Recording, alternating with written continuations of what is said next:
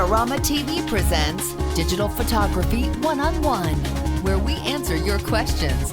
Here's your host, Mark Wallace. Welcome to this week's episode of Digital Photography One-on-One. This week we have an explosive question. Could you explain how to shoot fireworks? That's right, a bunch of people have asked the same question. And since the 4th of July is just around the corner, this week we're going to be talking about shooting fireworks. Well, fortunately, shooting fireworks is pretty simple if you know the basics. So this week I'm going to be giving you 8 things you absolutely need to know to get perfect fireworks photos. Number 1, use a tripod. A tripod is very important because you want to eliminate all of the camera movement. You're going to be shooting with really long shutter speeds, and so what that means is if your camera moves at all, the fireworks that should have nice straight lines are going to have nice wiggly lines, and you don't want that. So a tripod is the starting point. Number 2, use a cable release. Now once you have your tripod set up and you have your camera mounted, the next thing you need is a nice cable release. Now what the cable release is going to do is it will plug right into your camera and it will allow you to release the shutter without actually touching the camera. Now I know that seems like a small thing, but anytime that you put your hand on your camera to press the shutter release, it's actually causing some vibration in your camera, and it's going to cause that to have wiggly lines in your fireworks photos. So you don't want that. You want your tripod and your cable release to work together to make sure that your camera is absolutely steady. Number 3, use a wide angle lens.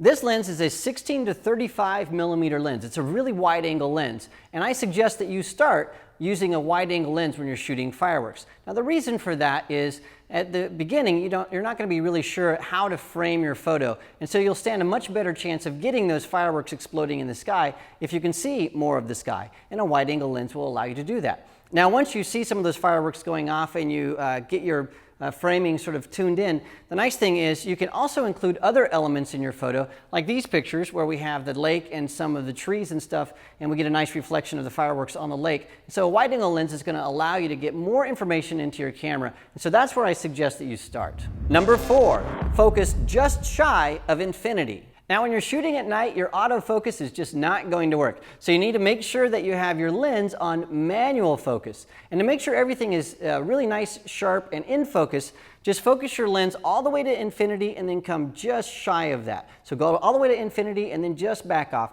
There is a distance meter on most lenses, so you can see the infinity symbol there. Go all the way there and then back it off just a hair. Number 5, use manual mode. Now also because we're shooting at night and we're shooting something that will be exploding in the sky, your auto exposure isn't going to work either. So you need to make sure that your camera is set to manual mode. Number 6, shoot with an aperture around f10.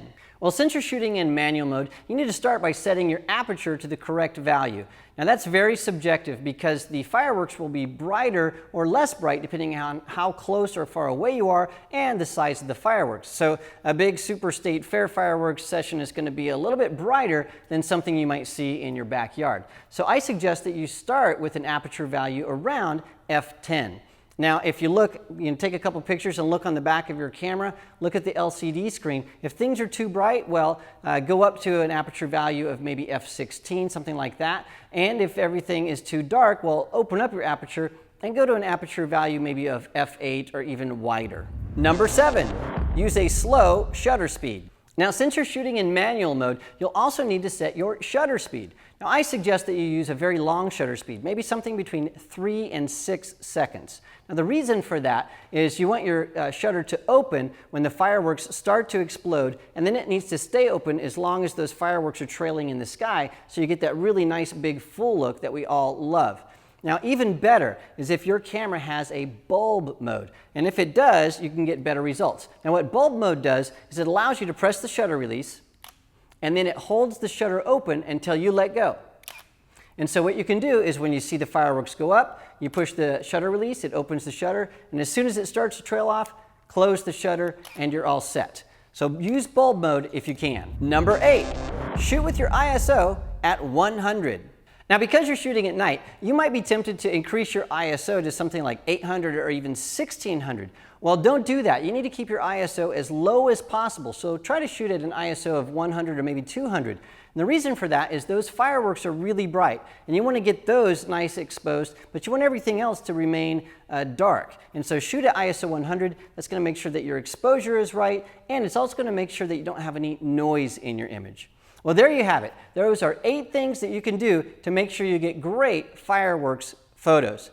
Now, a special thanks goes out to Deborah Ward. She's a former student of mine, and she provided these terrific fireworks pictures for this week's episode.